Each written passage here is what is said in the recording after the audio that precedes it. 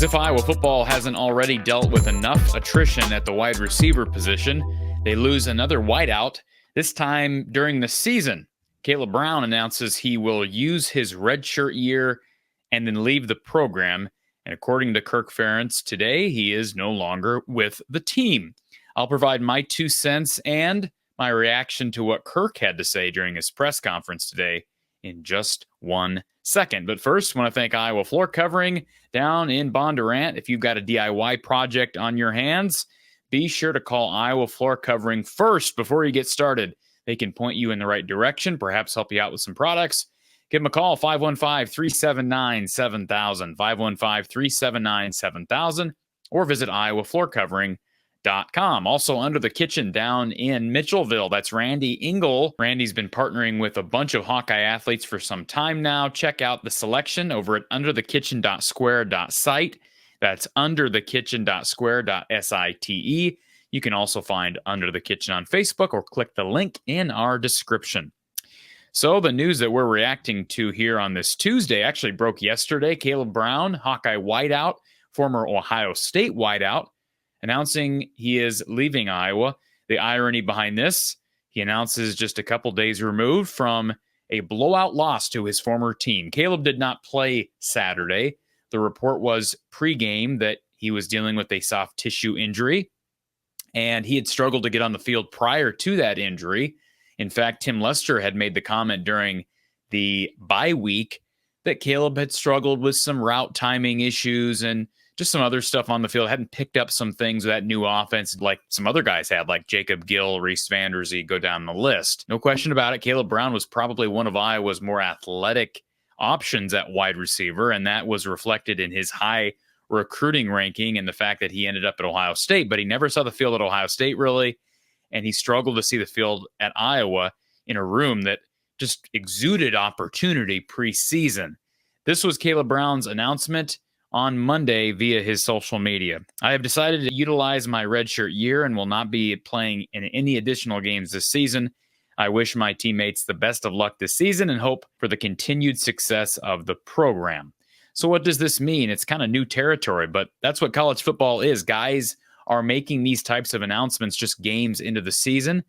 In some cases, I think like with Kaleb, he struggled to get onto the field, and now it sounds like he is dealing with an injury.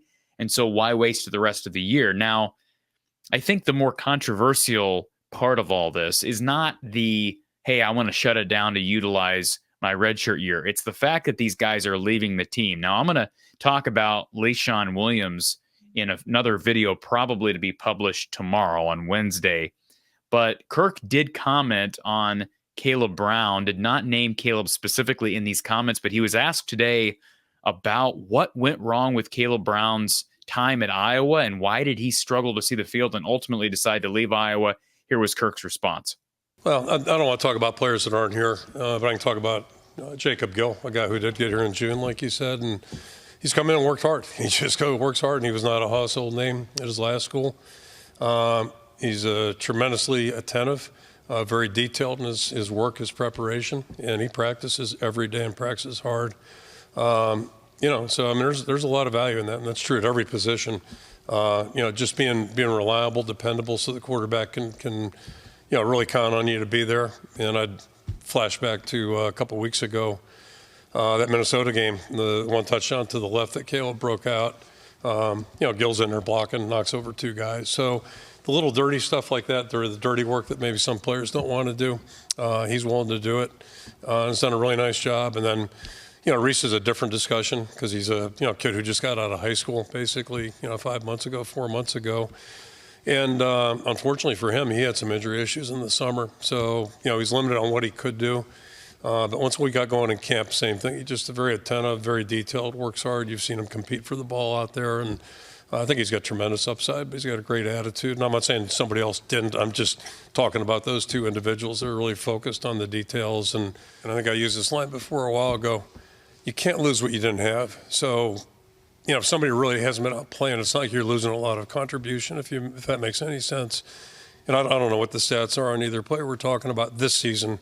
If LeShawn had left last November, that would have been impactful because he was right in the thick of it, and he was our best best option at that and was playing very well too. I just want to compliment him. But it's really not the case now. And I just talked about the injuries that's affected him greatly, really, since April. And I feel bad. I feel bad anytime a player can't do what they want to do that way. But the bottom line is this, not to be callous, but if a player is really not playing, it's not like you lose anything that way. And then the other part, fall back on the line from Mike Tomlin about you don't want hostages on your team. Again, it doesn't do anybody good, especially the individuals, to be in an environment where they're not enthused to be there. It's just not good for anybody. So, just wish the guys well, and I hope they find happiness wherever they do go. I don't really mean that. And then, because I want all of our guys to be successful. And, right now our focus is on the guys we're coaching every day and, trying to give them their best chance to be successful moving forward here.